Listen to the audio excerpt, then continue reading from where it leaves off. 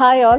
ഇന്ന് നമ്മുടെ കൂടെ ഉള്ളത് വിദ്യ മാം ആണ്. മാം സൂപ്പർ വിസ വഴി കാനഡയിലേക്ക് എൻട്രി അയക്കുകയാണ് മാമിന്. സോ മാമിന്റെ എക്സ്പീരിയൻസ് എന്താണെന്ന് നമുക്ക് കേൾക്കാം. സോ മാം ഇന്ന് സൂപ്പർ വിസ കിട്ടിയിരിക്കുകയാണ് മാമിന് ടു കാനഡ.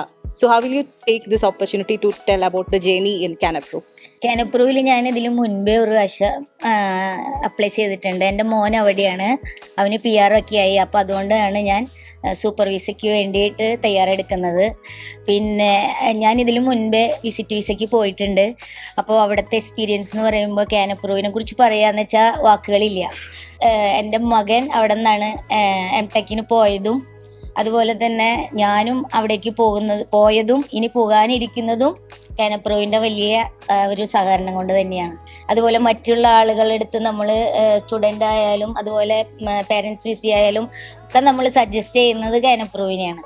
കാരണം വെച്ചാൽ അതൊരു നമുക്ക് വലിയൊരു എക്സ്പീരിയൻസ് ആണ്. എന്നെപ്പോലെ തന്നെ നിങ്ങൾക്കും ഇതുപോലെ പറയാൻ പറ്റും കാനപ്രൂവിനെ കുറിച്ച് മറ്റുള്ളവരോട്.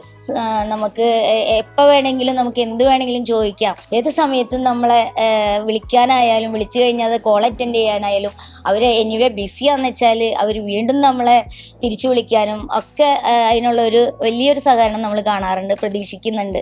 അതുപോലെ തന്നെ മറ്റുള്ളവരോടും അതുപോലെ ഞാൻ അന്വേഷിക്കുന്ന ഏതൊരു വ്യക്തിയും കാനപ്രൂവിനെ കുറിച്ച് പറയുന്നത് അവർക്ക് എന്താ പറയുക, ഒരു സന്തോഷം നിറഞ്ഞൊരു കാര്യമാണ്. കാരണം അവിടെ ചെന്ന് കഴിഞ്ഞാൽ നമുക്ക് അത് കിട്ടും എന്നുള്ളത് നമ്മളുടെ വലിയൊരു അസറ്റാണ്, വിശ്വാസമാണ്, ട്രസ്റ്റാണ് നമുക്ക്.